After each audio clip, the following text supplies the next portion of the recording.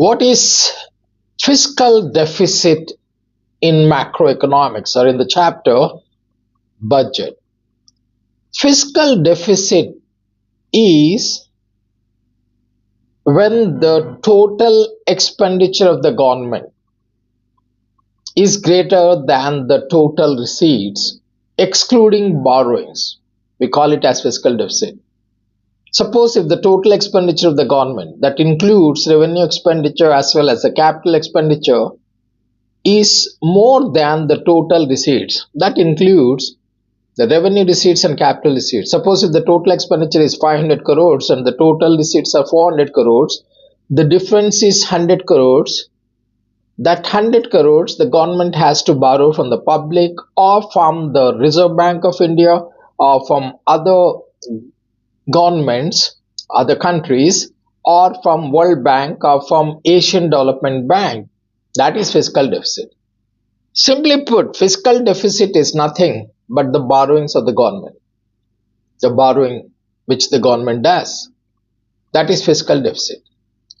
Fiscal deficit, the safe limit of the fiscal deficit for a country is 5% of the GDP. If the fiscal deficit is more than 5% of the GDP, then it creates problems for the economy. So what are the implications of fiscal deficit? Number one, it shows that the government is living beyond its means. It also shows that the unnecessary expenditure of the government is going up. It leads to inflation in the economy. And also, since the country is borrowing from many countries, the country will become dependent on other countries. If the government is not able to pay back the fiscal deficit or the borrowings, then it may be caught in the vicious circle of debt trap. So fiscal deficit is quite dangerous for an economy. Now, fiscal deficit, how do you control fiscal deficit? Simply, there is only one way to control the fiscal deficit.